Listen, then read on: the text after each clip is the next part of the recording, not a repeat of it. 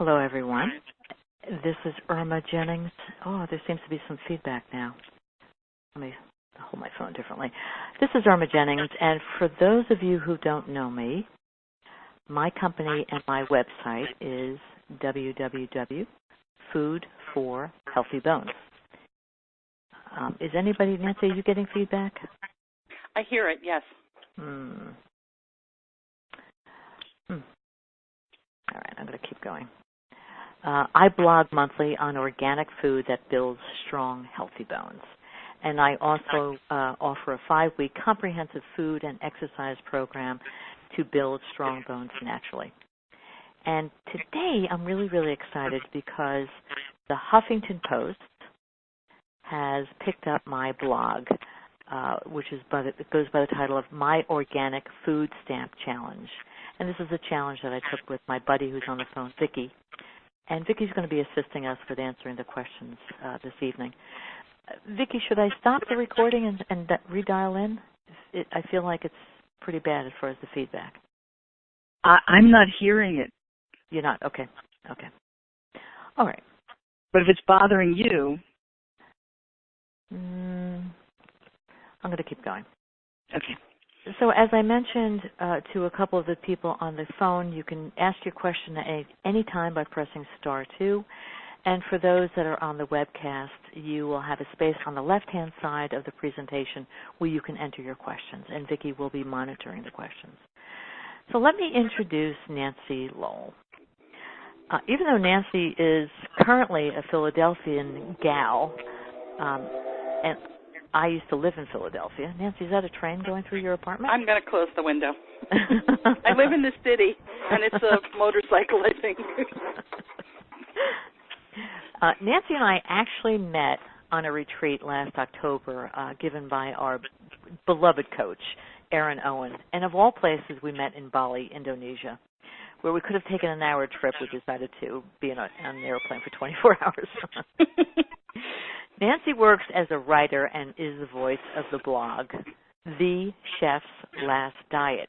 And for those of you that are looking at the slideshow, on the left-hand side, there's a link that says Chef's Last Diet. That's Nancy's blog. So Nancy is truly passionate about all things food-related. After running a small catering business from her Upper West Side apartment in New York City, Nancy opened the Hungry Moon Diner in upstate New York. Of all the valuable things she learned, the most important was that if Nancy truly wanted a career in food, she needed a strong education and training.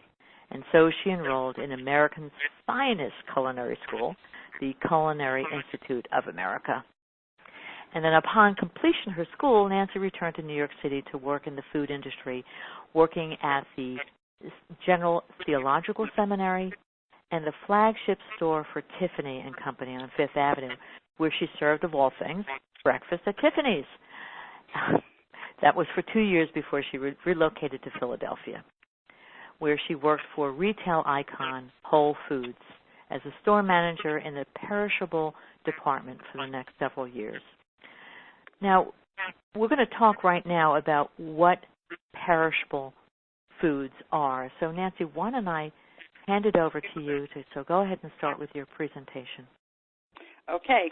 Hi, everybody. I'm Nancy, and if you want to ask a question, it would be great is if you said your name when you asked your question and identify yourself. Okay, so perishable foods are really anything that you have to put in the refrigerator. So we're not talking about canned goods. We're not talking about bread. We're talking about meat, cheese, dairy, fruits and vegetables, somewhat. So things that you have to be careful about and things that can put you and your family at risk if they're not handled properly.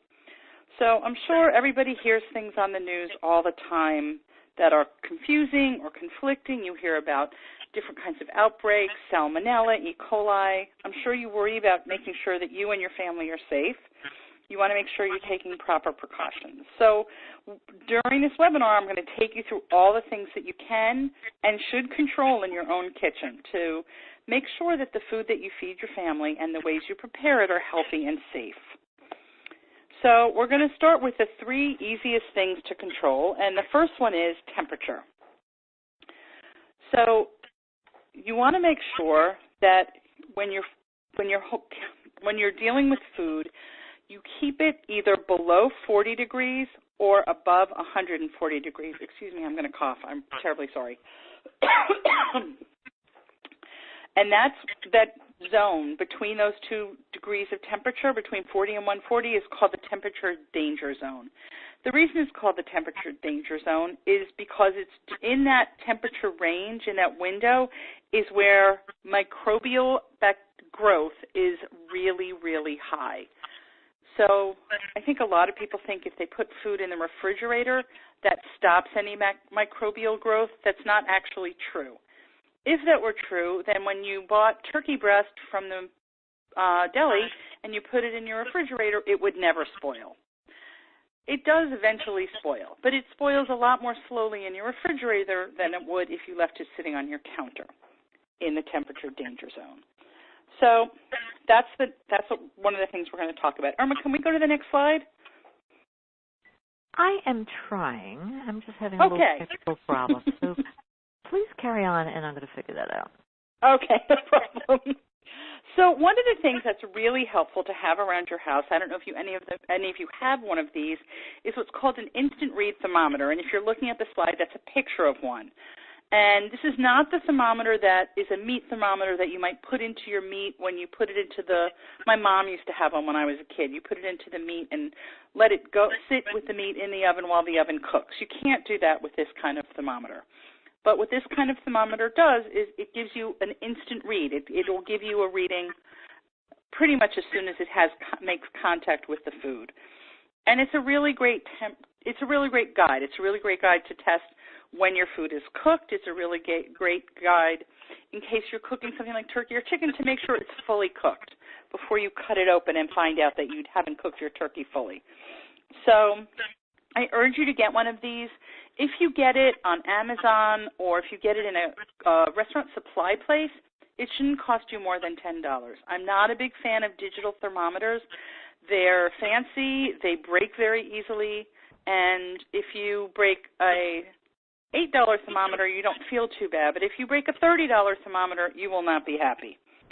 These are great. They work really well. They're easy to read. A lot of them are what's called you can recalibrate them. So when you buy one, you can ask if you can recalibrate them. They're very easy to recalibrate. And if you have one of these, you should test it every couple of weeks.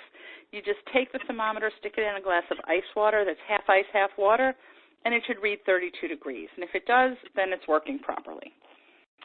So that is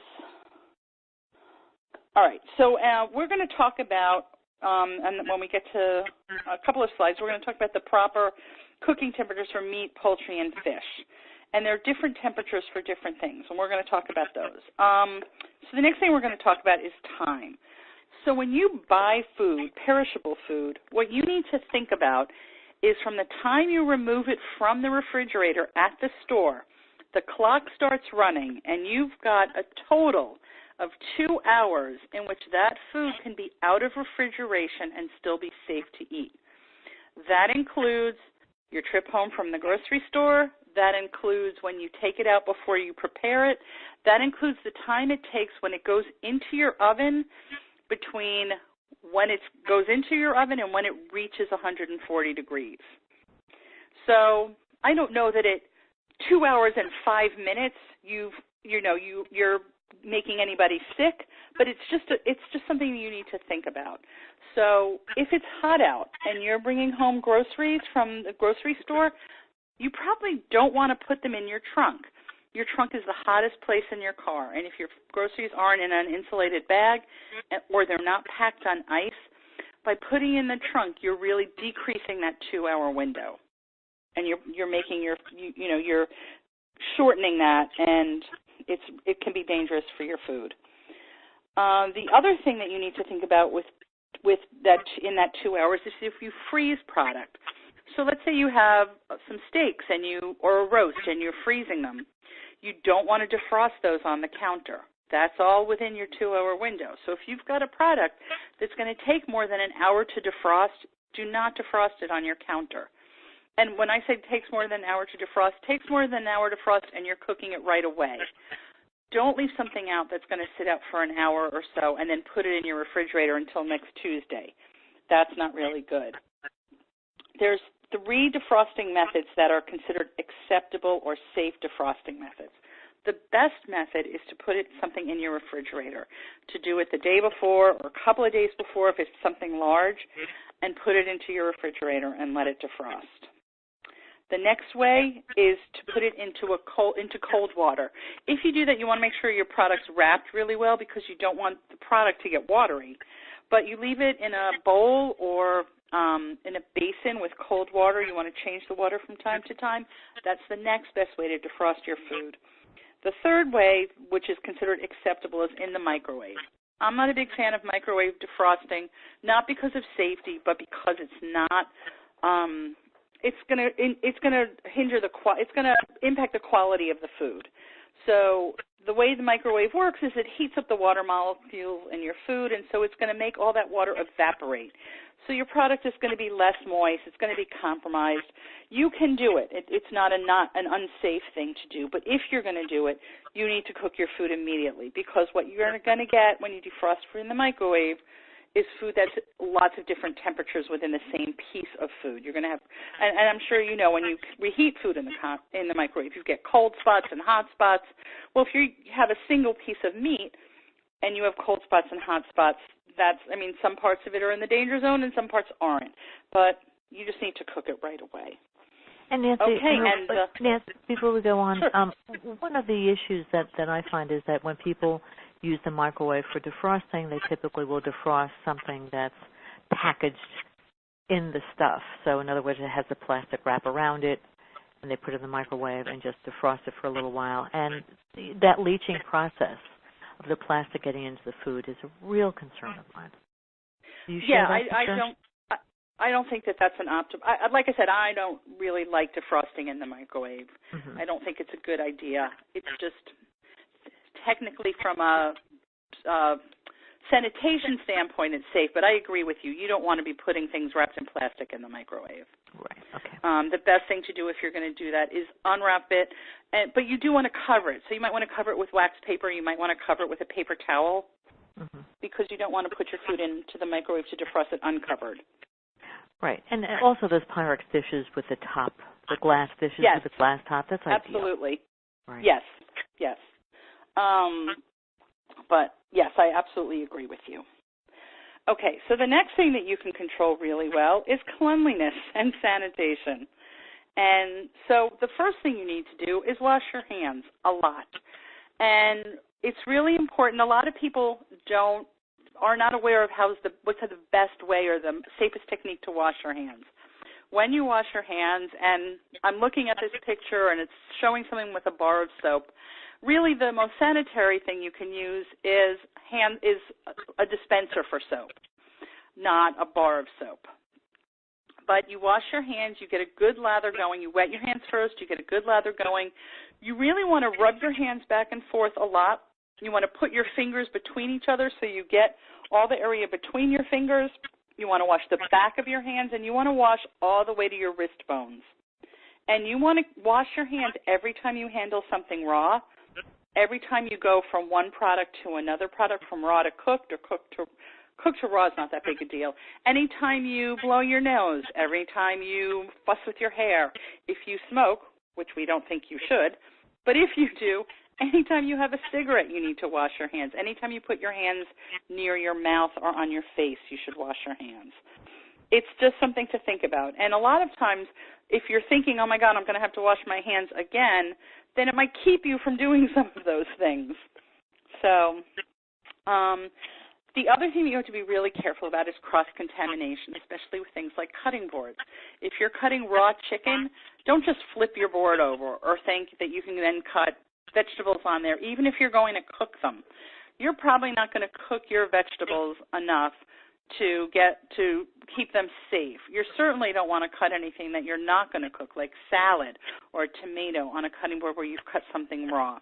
You always want to make sure that you wash your cutting boards thoroughly in hot, soapy water.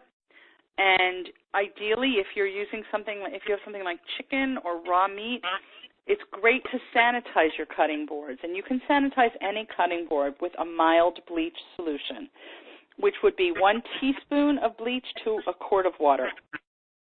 And it evaporates really quickly. It's safe to use on food surfaces. I wouldn't spray my food with that, but if you wipe down a cutting board with that, spray a little on there, wipe it down, and let it dry, it's fine to use for vegetables and fruit after you've let it dry.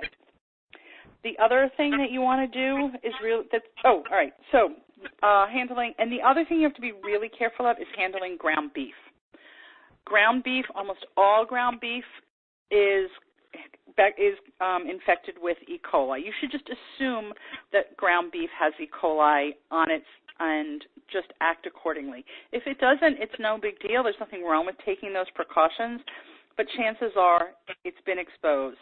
And so you want to be really careful when you're handling ground beef. So one of the things you need to think about is if you're having a barbecue and you're taking a platter of hamburgers out to the grill, don't leave that platter out there and then put your cooked hamburgers back on the same platter where you brought your raw hamburgers out on. Bring it inside, wash it, or get a new platter. But don't let that platter sit outside in the hot sun and then put some cooked meat back on it, because you could easily make everybody sick. Nancy, let me go back to the cutting boards. Sure. What is the best kind of cutting board to use, in your opinion? I don't know that there's a best. I have a small plastic cutting board, and I have a heavy maple cutting board that I really like, maple wood. Any hard wood, anything that is a cutting board would be made out of, is an acceptable thing to use for a cutting board. What you want to be careful of is when your cutting board gets cracks in it, because it's very hard to keep those little cracks clean.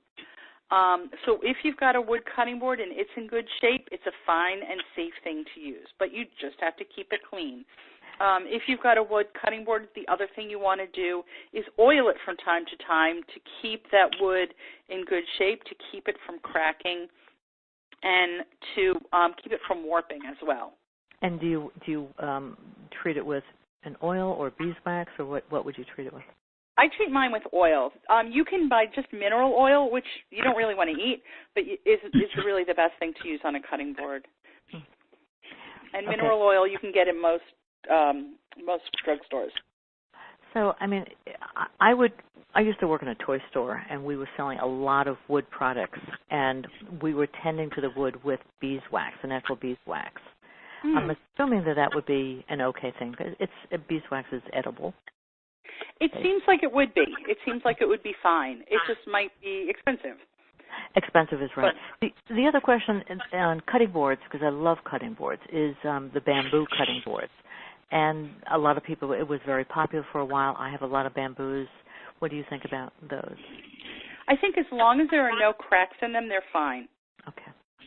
That's all I can say is people don't generally make cutting boards out of wood that's not appropriate for a cutting board.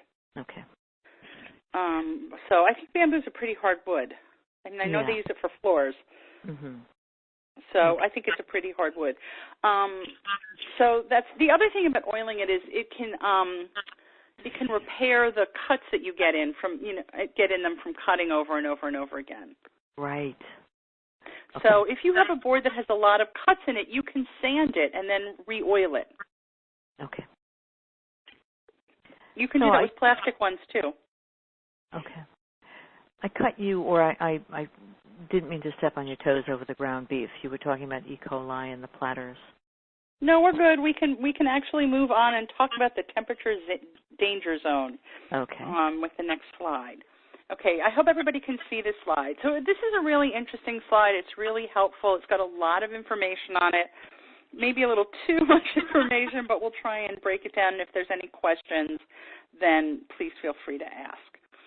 So you can see that temperature danger zone. And what I want you to think about in terms of that temperature danger zone between 40 degrees and 140 degrees is that's the temperature of your house. That's the temperature of your kitchen.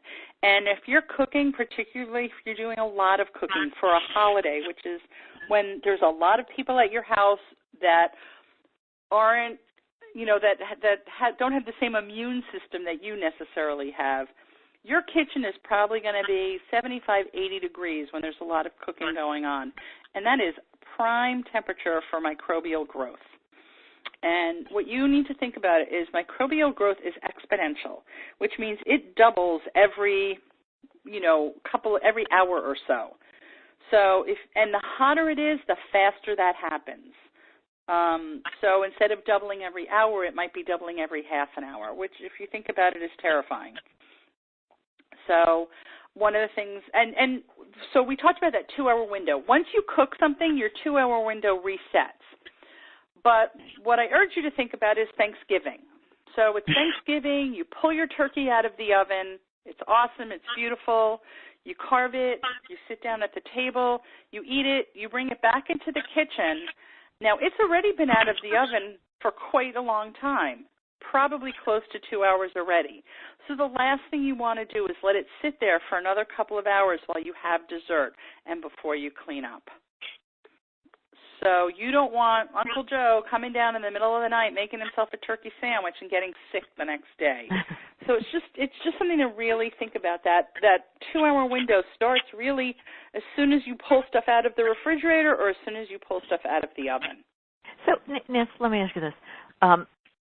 When we were talking about this yesterday, I ran out of the room because we were cooking a butternut squash that had been out for a couple of hours, more than 2 hours. It's the same thing with vegetables as it is with meat, as it is with anything? It's the same with everything.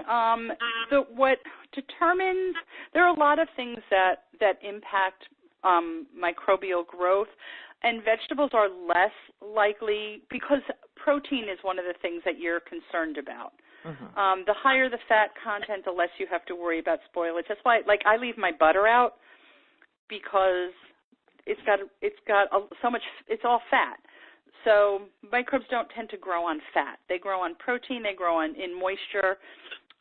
So a squash, you do have to worry about starchy things, but it's not as dangerous as meat products or dairy products. But you don't have to let things cool on the counter.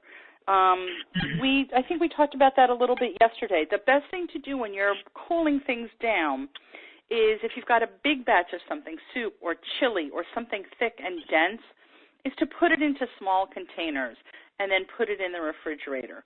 Or put your container, if you have a big soup pot, put it into your sink, fill your sink with ice and cold water, and keep stirring it to cool that stuff down really quickly. If you've got a really big roast and you're going to you want to cool it down, cut it up into smaller pieces. Because what will happen is if you take that big pot of chili and you just put it in your refrigerator, it won't get down to 40 degrees. The middle of that pot won't get down to 40 degrees for 12 or 14 hours. Oh. Wow. Yeah. I mean, if it's something dense, if it's a thin soup, like a chicken soup or a brothy soup, it will take less time than something thick like chili. But it's amazing. If you want to do an experiment sometime, put a pot of thick spaghetti sauce in your refrigerator and check the temperature in 6 hours, and you'll be amazed how hot it is still in the center if you haven't been constantly stirring it and moving it around. Great. The outside will be cool, but as you get closer and closer to the center, you'll be amazed how long it takes to get that cool. So that's one of the things that's really, really important. Okay. The other thing we want to look at is proper cooking temperatures. Now, the USDA, this is one of the things, the USDA will tell you that you should cook beef to 145 degrees. And that's an internal temperature. You want to make sure you're taking an internal temperature, not an external temperature. But at 145 degrees, if you are cooking a roast beef or a standing rib roast or any kind of beef that you might want to have rare or medium rare, it will not be rare at 145 degrees. It'll be almost well done. So what you want to do, and it's the USDA won't tell you this because the USDA doesn't want, and I don't know, they're super conservative. But if you want your beef rare, you should take it out. If this is a roast, this is a large piece of meat. This isn't a steak. You should take it out of the oven when it's at 115 degrees, and you always need to let it sit for about 10 or 15 minutes before you cut it to let the juices redistribute through the meat. And you would cover it. I cover mine with a damp dish towel, but you can cover it with foil. You can cover it with a lid or lid of a pot. But you want to cover the meat and let it sit. During that 10 or 15 minutes that you're letting that meat sit, the temperature in that meat is continuing to go up. And that's called carryover cooking. So if you want rare meat, you've got to take it out when the temperature is about 115 or 120 degrees, or it's going to be overcooked. The other thing that's interesting that's changed, I don't know how old all of you folks are, but I know when I was a kid, pork used to have to be cooked to 165 degrees just like poultry. But trichinosis really isn't a concern anymore, which is why people, if you go to a lot of restaurants, they'll cook a pork loin for you medium well or medium, because trichinosis doesn't really exist anymore, and so it's safe to cook pork to 145 degrees, which is the same as you would cook a veal or lamb. Now, I mean, I like my lamb rare. I probably wouldn't cook it to 145 degrees. That's another thing that you don't really need to concern yourself with. So the other thing that I want to talk about is the difference between cooking a hamburger and cooking a steak in terms of E. coli and in terms of temperature.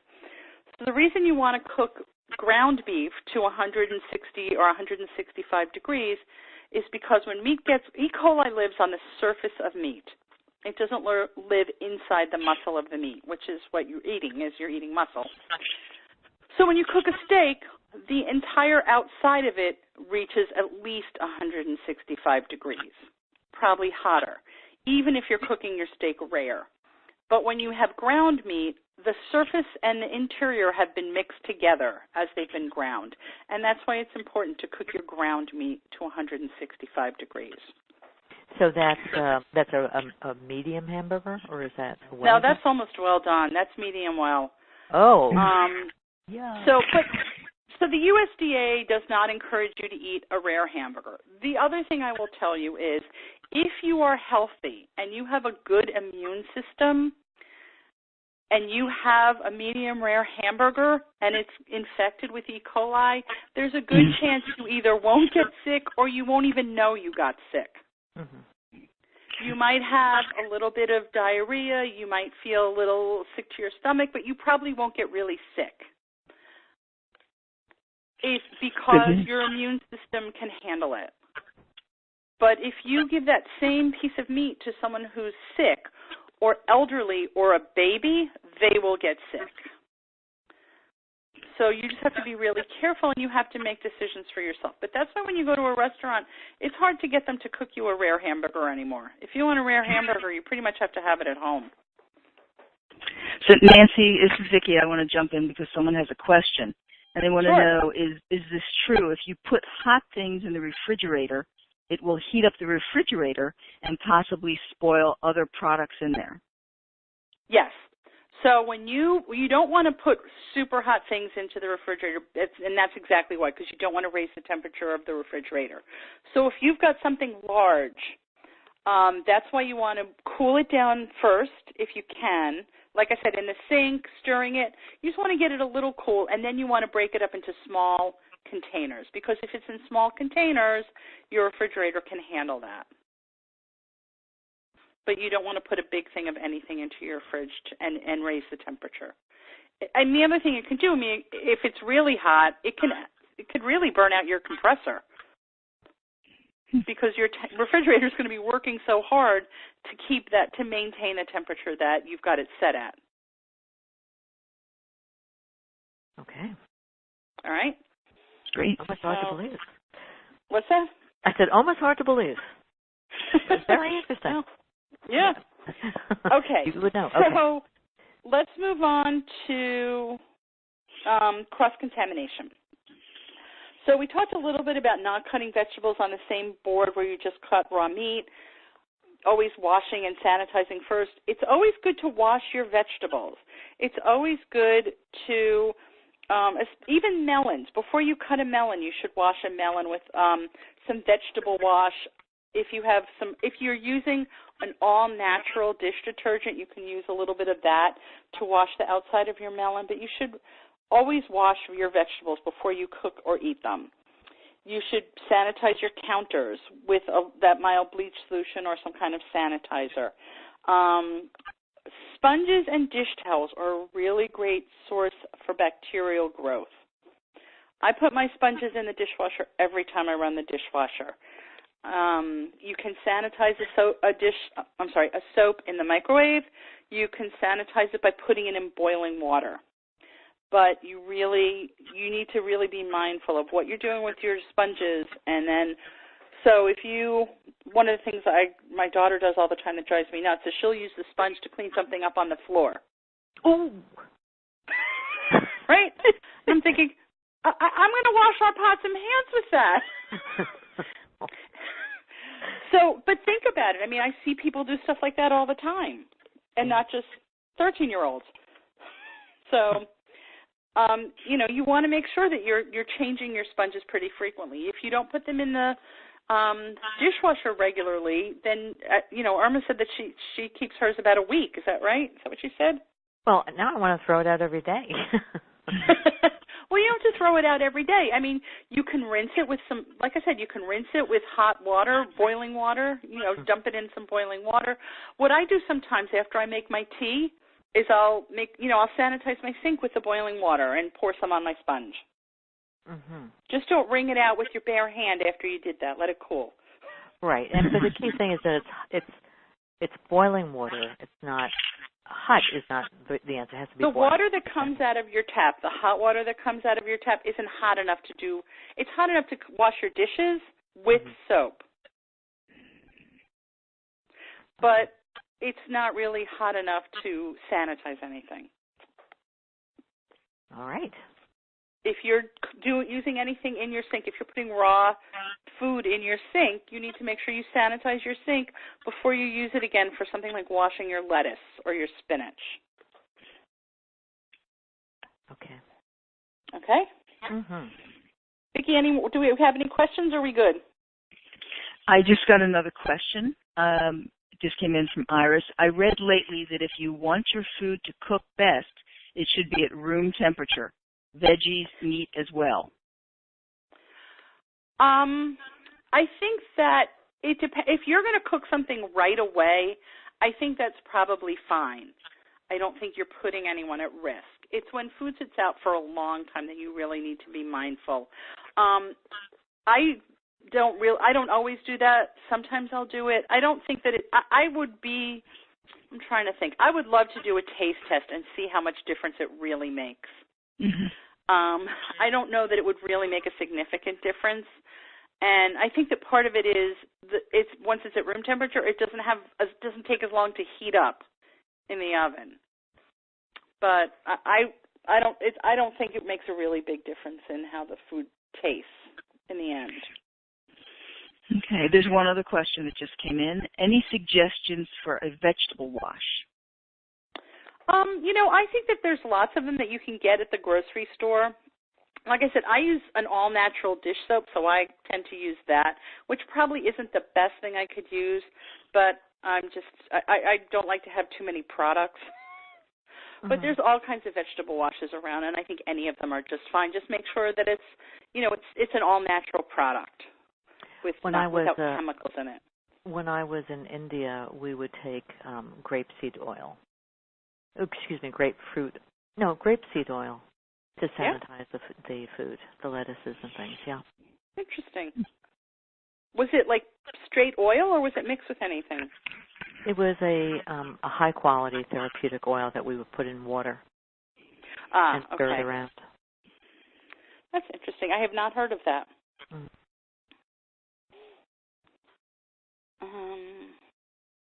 Vicki, did you have anything to share about that from your experience? But as far as what I use for vegetable wash, mm-hmm. I use a solution that I make that is made with essential oils.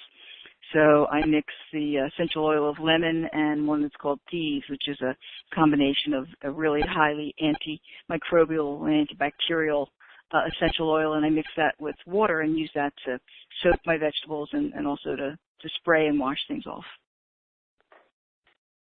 Okay. There you go.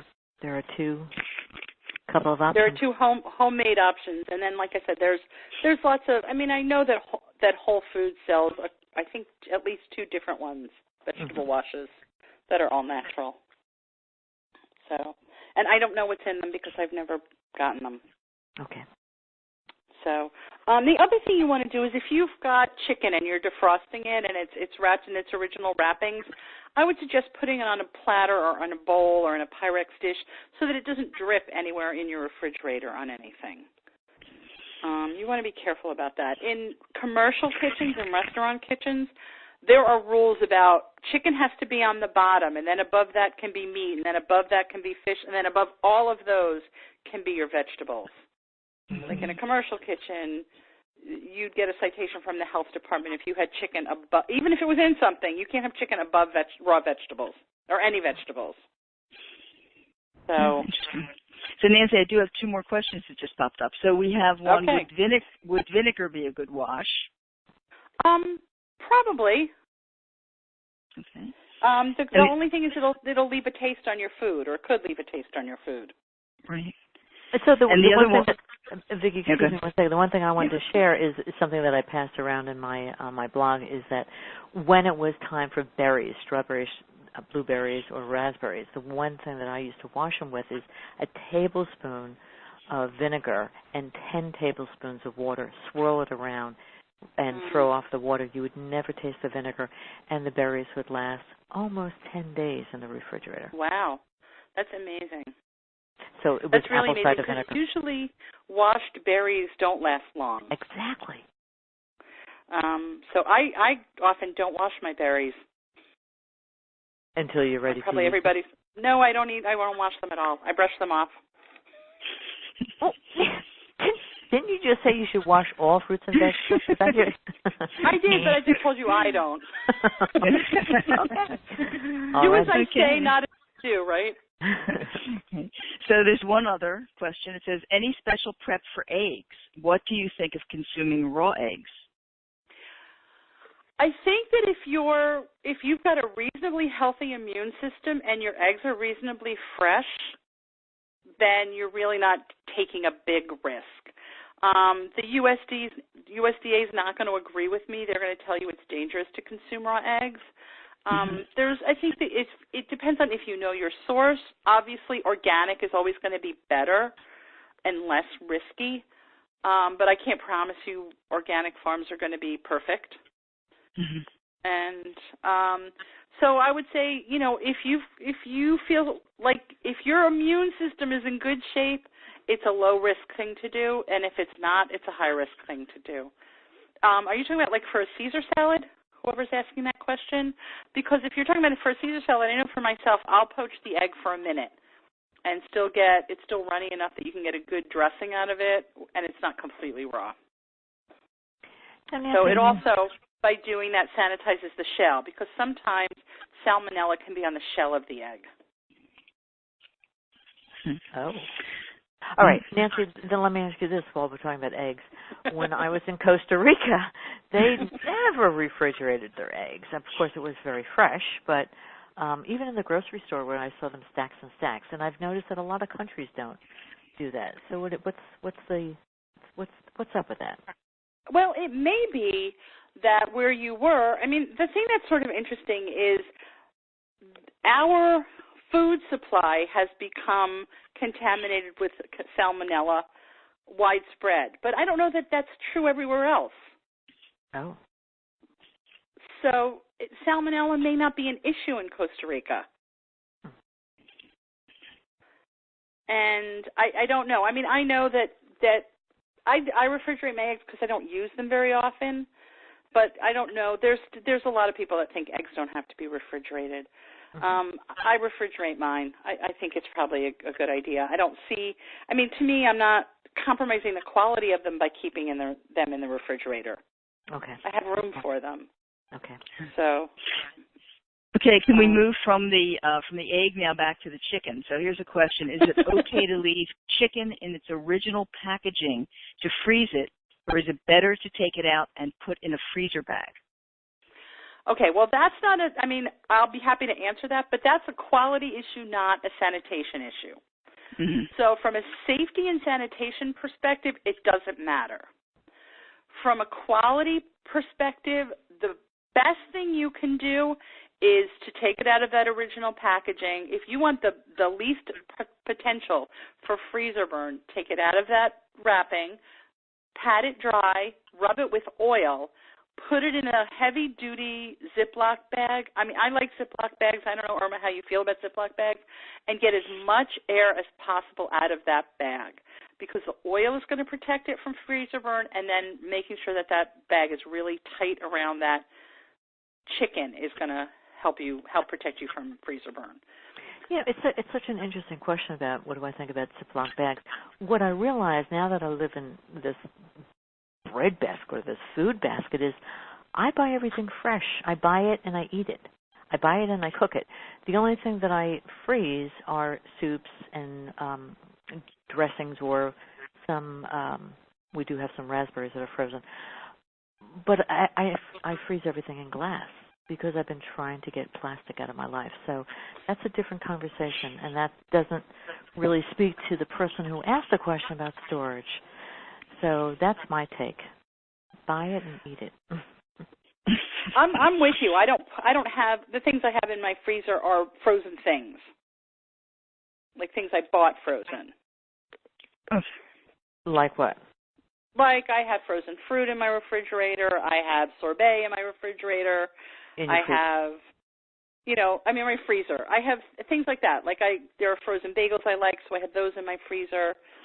But I tend to only keep frozen. I don't tend to freeze stuff. Okay. Except soup sometimes. I'll make a bunch of soup and then I'll freeze some of it. But I don't freeze a lot of meat.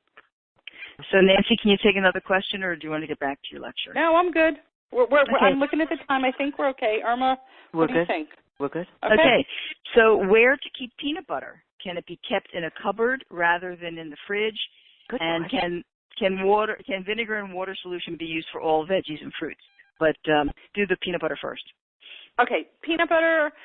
I think that the thing is, if you have like an all-natural peanut butter, that'll separate, the oil will separate out from the peanut butter. I keep that in the fridge, not for safety, but because it keeps that from happening. It keeps that separation from happening. It keeps the oil and peanut butter, it keeps the oil suspended in the peanut butter. Mm-hmm. But I don't think that you need to. It depends on how long you're going to keep it also. I mean, peanut butter will eventually get rancid. Chances are your pantry's pretty warm. But if you go through it fairly quickly, that's not a big deal. I know that, like, when I have nuts around that, I keep pinoli nuts. I keep those in the freezer because I don't use them very often. So I keep those in the freezer. It's a really, really good question that I don't actually know the answer to, but my intuitive self says that nuts get rancid so quickly.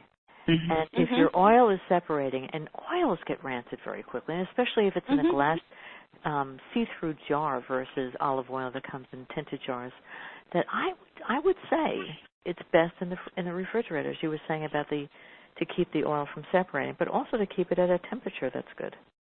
Yeah, I mean, there's nothing wrong with keep taking that out. If you know you want peanut butter, and taking that out and letting it sit on the counter for an hour.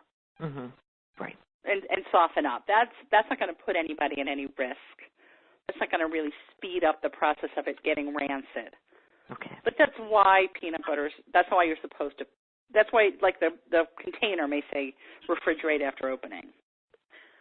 But a lot of things say refrigerate after opening, and you don't really have to refrigerate them. I don't know that we can get into all of those things. Right. And some of them are just my opinion. Mm-hmm. But, I don't want to tell you to do something and then have you get sick. But I will say that there are a lot of products that advise that you refrigerate them, and it's really not necessary. But on the other hand, it doesn't hurt them. Right. It doesn't hurt your ketchup to keep it in the refrigerator. Okay, so part of the last question was a two-parter was, can the vinegar and water solution be used for all veggies and fruits? I have to say, you guys are probably going to be better at answering that than I am. I don't know I would think so. That's the best I can do for you. I don't see why not. But the other thing to me is, if you're going to cook a vegetable, I'm not talking about something you're going to put in a salad, but if you're going to cook it, it doesn't really matter. Right. I mean, I don't know that you even need to wash it with anything other than some tap water to rinse off any maybe dirt or anything that's on it, because you're going to cook it. So even if it's sautéed?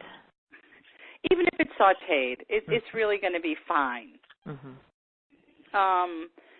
So, I mean, to me, you're only going to need to vinegar wash things that you're not going to cook. Right.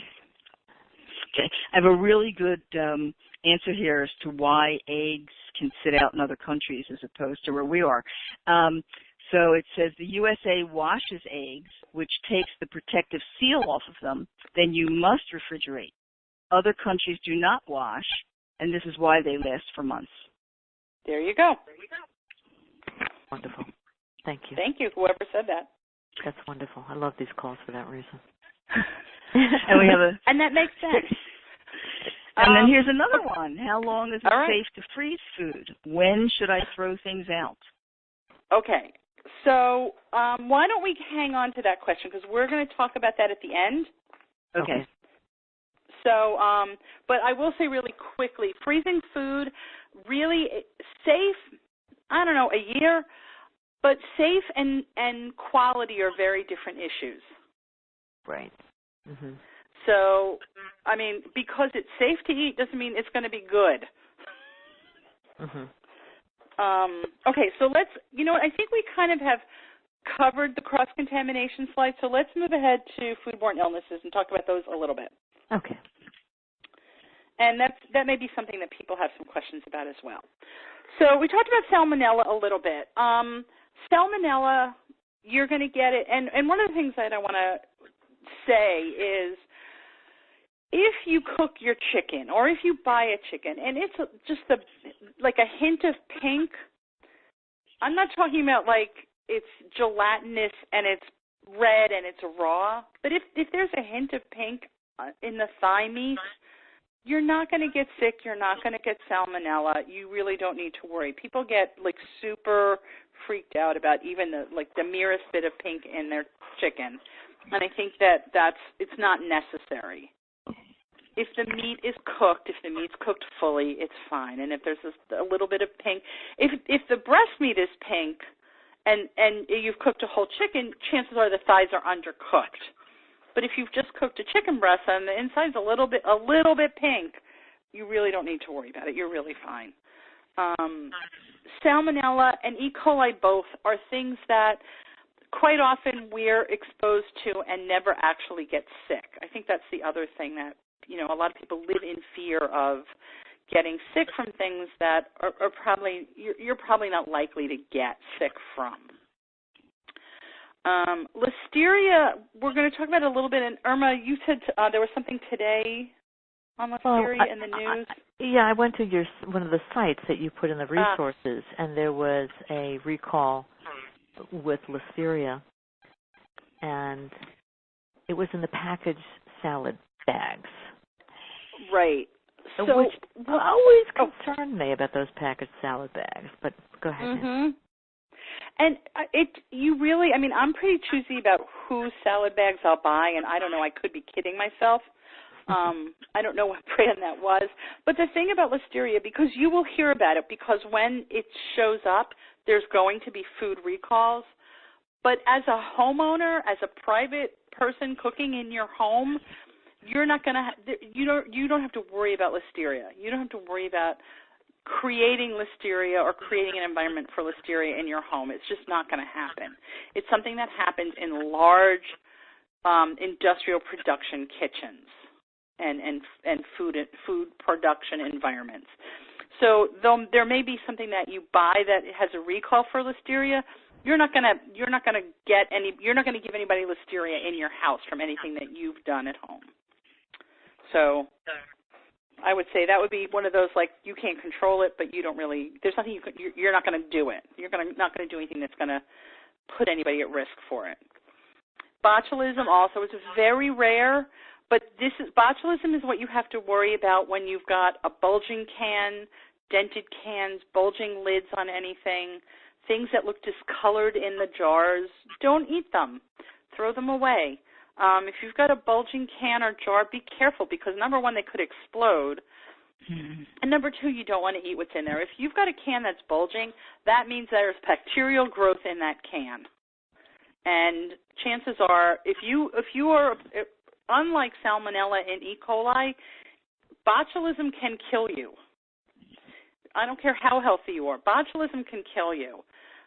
If you are afraid that you've eaten something that's been affected with botulism, go to the hospital.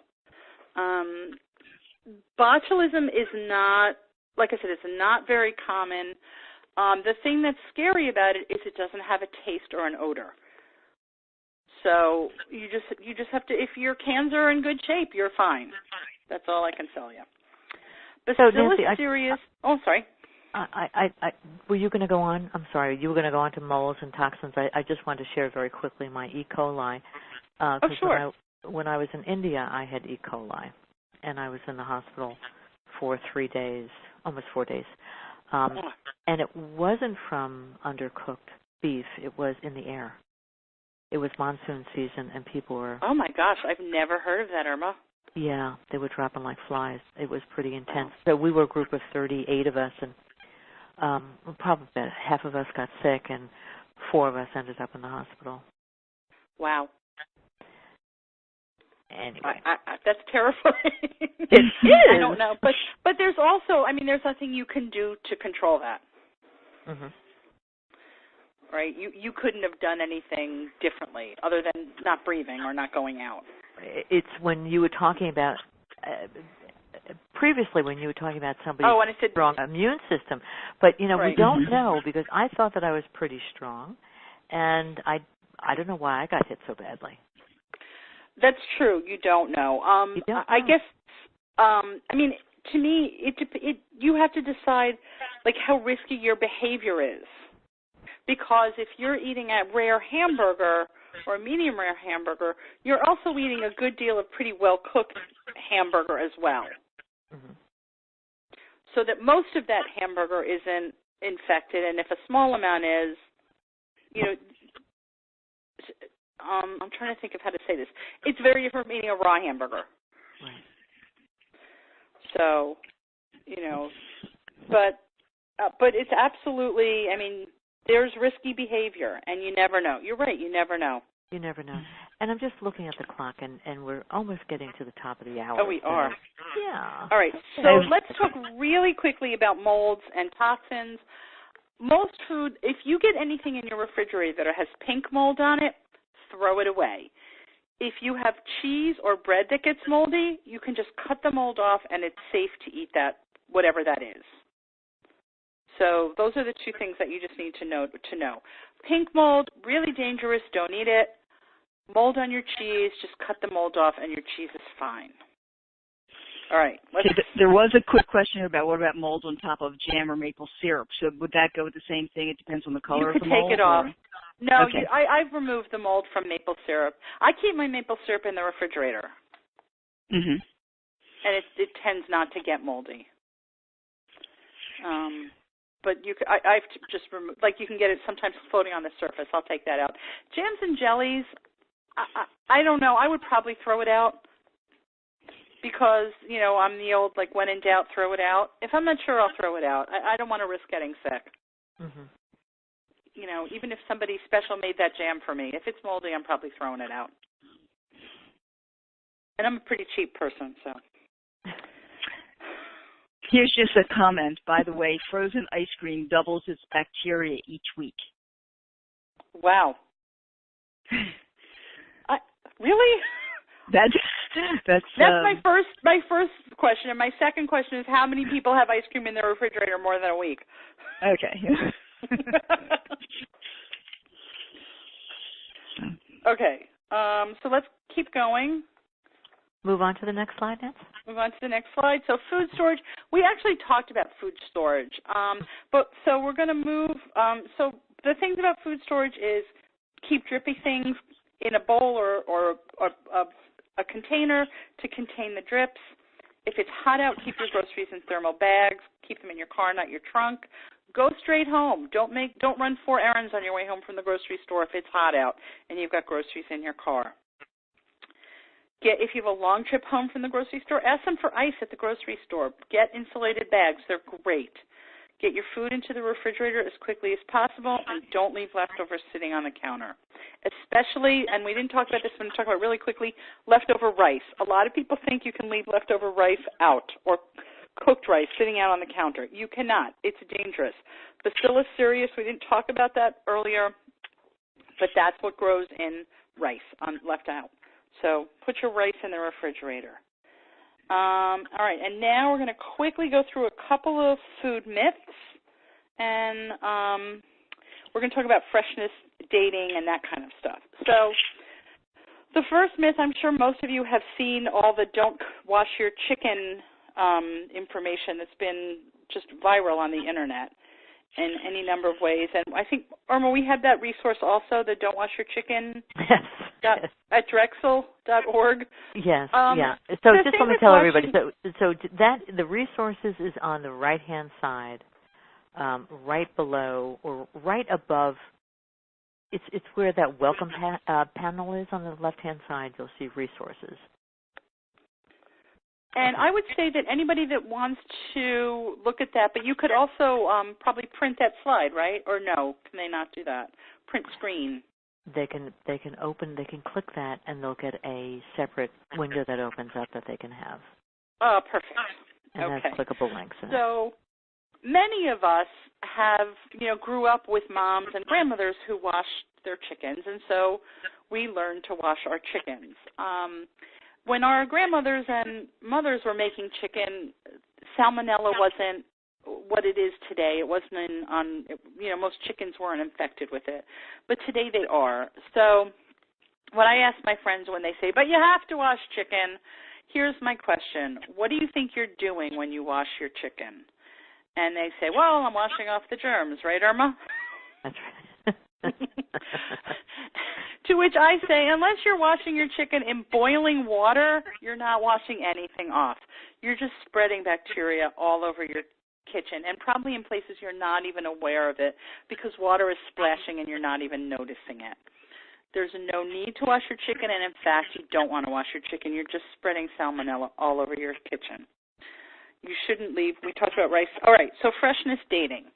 So things that have freshness dates on them, everything is required to have a date. The USDA requires it. If you've got yogurt's usually good for about 2 weeks after the date that's stamped on it. Milk. If you have milk in your refrigerator, you know when milk goes bad. It smells bad. If your milk doesn't smell bad, it's not bad. If your bread's not moldy, I don't care what the date on it is, it's not bad. If your yogurt dairy products will tell you when they're bad because they'll smell bad. Deli meats will get slimy and smell bad. So if your food looks okay, blueberries, somebody was asking about blueberries earlier. If they look okay, they're fine. If they don't look okay, they're probably not. So you should really trust your senses more than you trust a freshness date. Even with meat from the grocery store, if you open it and it doesn't smell bad, it's fine. Now, the one thing I'll say is a lot of times you buy meat in what's called cryovac packaging. I don't know, people can't really respond, but you know what I'm talking about, that cryovac packaging, which is sort of a sealed package, not just a wrapped package. Very often when you open a cryovac package, it smells bad initially, and that's because it's hitting the oxygen. So if you open a cryovac package and the product, and it's just a weird smell, let it sit out for a few minutes and then smell it. And if it still smells bad, it's probably bad. But if the package is still intact when you've opened it the first time, if the package isn't loose, if there's not air bubbles in it, and it smells bad initially when you open it, it's probably fine. So I know a lot of people will open it and they're like, this smells awful, but it's really probably okay. All right, so Vicki, do we have any more questions? So, I'm sorry, we do have one more. It's basically a comment. The person had to leave the call. She said, great webinar, must go, thank you. And she said, I had natural food markets for 20 years, so my information is accurate. She's the one who said about the frozen ice cream and about the eggs. So living in Arizona near Phoenix teaches you to always have cold packs with you and water. Yes. Okay, so I think if there's no more questions, I think that's pretty much. Well, I do have two more if you want to go for them. It just came in. I'm good. If you have everything in your fridge covered and still you have an odor in the fridge, what could that be? It could be something that's spilled that you didn't realize that's spilled. Yeah. I'm a big fan of keeping some baking soda in your fridge to absorb those odors. Mm-hmm. Okay, that answered her second question. What's the best way to rid your fridge of an odor? So you're taking baking soda. I think the first thing to do is pull everything out if you've got removable shelves and clean everything. And then if you've still got an odor, I'd put some baking soda in. There might be, you could get charcoal things. There's lots of things you can get. Like I said, I use baking soda. You just have to remember to change it out. And also remember not to accidentally use it as an ingredient in something you're cooking, which I did once, which was really bad. Yes. So, and also, how long can you freeze meat or packaged foods? Freezing, you can safely freeze meat. Safely meaning from an bacterial perspective, and it's a little different for different meats. And I think that foodsafety.gov resource you can look that up, and it'll go into more detail, like meat by meat. I usually don't keep things frozen more than a month or so, because what's going to happen is the quality is going to start deteriorating. Every time you freeze something, it loses moisture, because what happens is the water that's in the product crystallizes, and then when you thaw it out, all that water that's crystallized leaves the product. So the longer it's frozen, the more water you're losing from the product. Which might sound good, but it's really not. So interesting. I will say, in Pennsylvania, I could buy raw milk, raw yogurt. And when I went to buy the raw yogurt, I had said to her, how long will this last? And she said, pretty much forever. There's no expiration. In fact, it gets better with age. It gets sour, more and more sour as it ages. Well, cultured things, it takes a really long time for them to spoil. Because they're cultured. So I would say, I don't know that I would say forever, but like I said, yogurts, I looked it up specifically about the yogurt, because my daughter will refuse to eat yogurt if it's the day past its freshness date. And we had a big meeting about that. And they said 2 weeks at least past the freshness date that it's safe to eat. So interesting. So yeah. I'm going to take everybody off of lecture mode, just to see if there are any other questions that anybody would like to ask and not type in. So bear with me. But before I do that, I do want to point out again that right next to the slide, on the left-hand side where it says "Welcome" on top, and it says "Listen in," slides, ask a question. Right below that it says "Helpful resources." Those are the resources that Nancy has pulled together. It's on a separate PDF. It has clickable links. There's also my food stamp challenge that was posted on Huffington Post. I put that there as well. Right below the helpful resources is Nancy's blog, Chef's Last Diet. And she has some incredible recipes on there. And she writes 3 times a week, Nancy? I write 3 times a week. Sometimes I post some random things that I find when I'm doing my own reading. I'll reblog or repost something. But I write 3 times a week.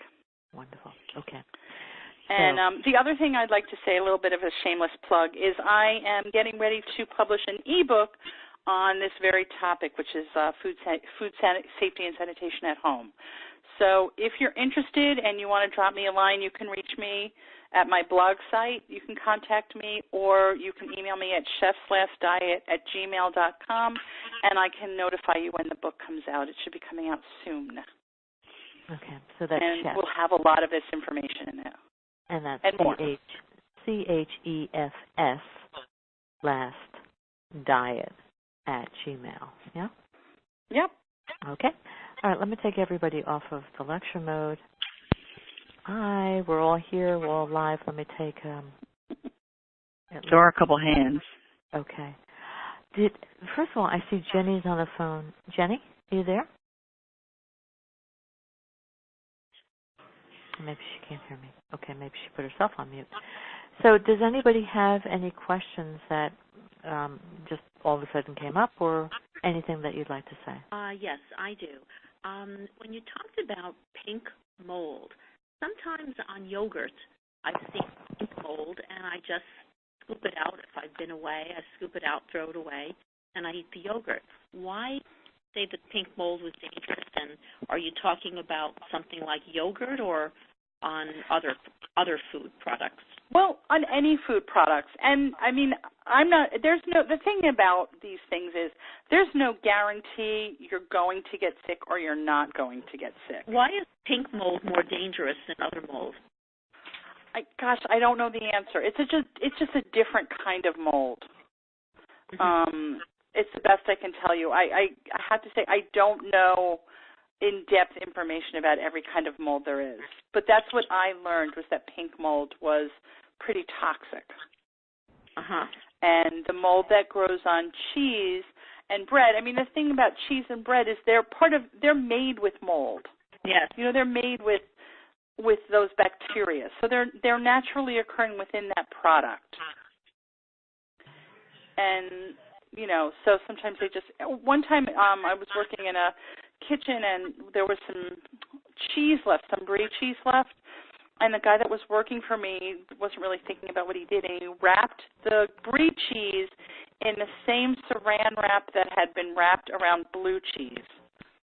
And he did this on a Friday, and when we came in on Monday, it wasn't brie anymore, it was blue cheese. Wow. So, you know, I mean, that's what happens. So, you know, I don't know the whys and wherefores of all kinds of molds, but that's what I was taught, that the pink mold is more toxic. Thank you.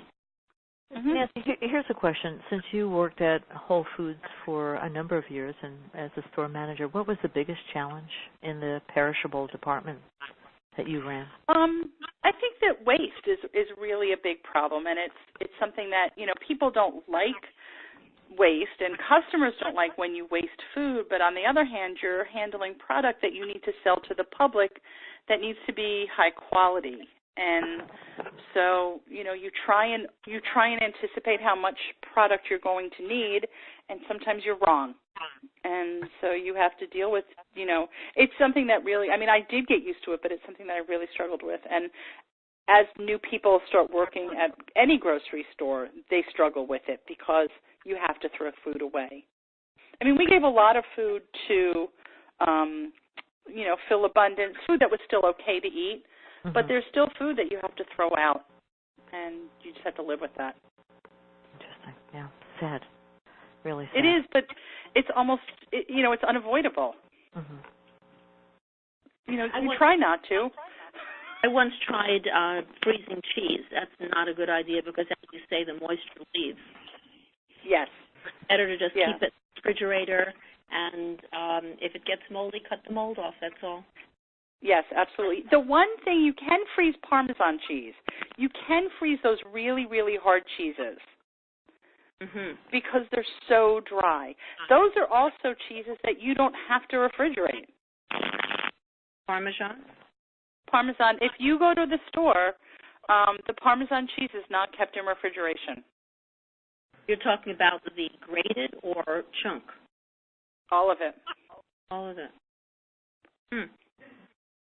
And the reason that you don't have to refrigerate that, it doesn't get moldy? Because the moisture content is so low. So it's moisture that attracts mold.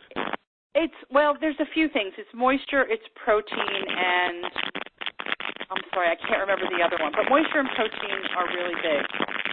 I don't know if that's my phone or do you hear that static? Yeah, I just put that it just call went on hold.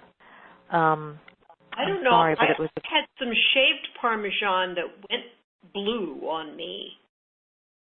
And it was refrigerated in the store, and I refrigerated it, and it went blue, and I threw it out.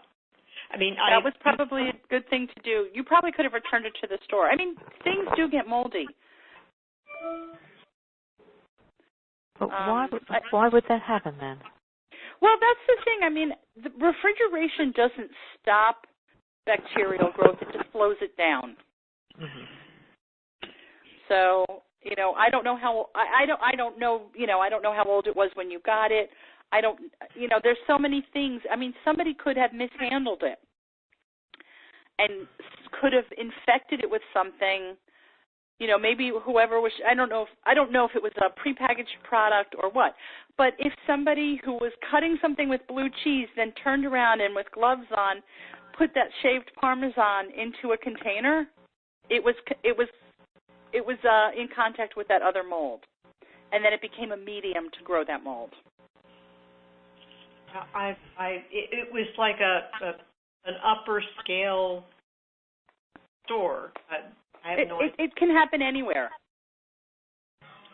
I mean, I've worked at Whole Foods Market in a cheese department, and, it can happen. It can happen without somebody knowing. It can happen because somebody picked up a lid with gloves on and didn't really think about the fact that they had blue cheese on their glove, and then the other person comes by and puts that lid on something because they didn't even see that happen. I mean, do you know what I mean? There's so many, when you're dealing with humans, even the humans with the best intentions and the highest skills, things happen. Mm. I'm just suggesting that could have been what happened. I don't know what happened, but that could be what happened, that it was infected with mold or some bacteria from some other thing besides that cheese itself. Yeah. So, Nancy, I don't know if you want to know about the pink mold, but I looked it up briefly, and it is considered dangerous. And the pink mold, it produces a toxin called fumosin, I'm pronouncing it, but it can cause liver and kidney damage and birth defects. So that's the one they not eat. But there's the white one is harmless. There's different ones that really probably won't hurt you, but stay away from the pink. Yeah, that's what I learned is the pink mold is toxic. Mm. Yep. And so you were lucky. Next time, throw your yogurt away. Right. And you mentioned it's not necessarily to wash vegetables if you're going to steam them or cook them, but you wash them not just for dirt, hopefully if they're organic. If they're not organic, you're washing off chemicals. If you don't wash or you hope to wash some of the chemicals off, all or some, when you cook them, you're then cooking the chemicals. Are you saying that? You're right. That when you cook the vegetables, the chemicals just dissipate and go away because heating it. Hello? Yes. So the question was, if she's cooking a non-organic vegetable that has been sprayed with pesticides, what happens? Yeah, I think you're right. I think that's when you really want to make sure you're washing the vegetables. I guess I don't. Yeah, you do want to wash that. The truth is that oftentimes, the research that I've seen is that you can't wash a lot of these pesticides off the food, and we're doing ourselves a disservice by eating conventional foods. Yeah, that they're in the foods because they're in the water, that the foods that the plants take up when you water them. They're in the water, they're in the soil, they're in the air, they're everywhere. So it's a challenge. Yeah. And that's why I wrote the my organic food stamp challenge, because we showed that you can eat organic, 97% organic food on $4.40 a day. Because I feel so strongly about this point that I really want to test it out. So I will always lean in that direction from that point of view. Yeah, So I try and get organic vegetables. So we're at a time where I think we should bring this wonderful presentation to a close. And would anyone like to give any feedback? Was this helpful? I'd love to hear that. Nancy, I'm sure, would love to hear that. If it was helpful, what was helpful? What resonated? It was extraordinarily helpful. I mean, you walk through life wondering about some of those things, and you don't think about the things. Good thing I don't buy ice cream, because then I'll be anxious about eating it fast. I found that all of your points were so important. Now we should have A ratings on our houses, not just in restaurants.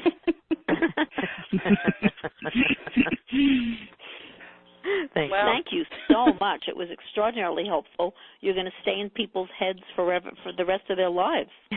Oh, wow. All right. That's my goal. That's your goal. All right. So thank you, everyone. This has been a lively conversation. Nancy, thank you. You've done just a great service, and I really appreciate your time. Okay. So this is goodbye for now, and thank you again. Thank you. All right. Thank you both. Bye-bye. Bye.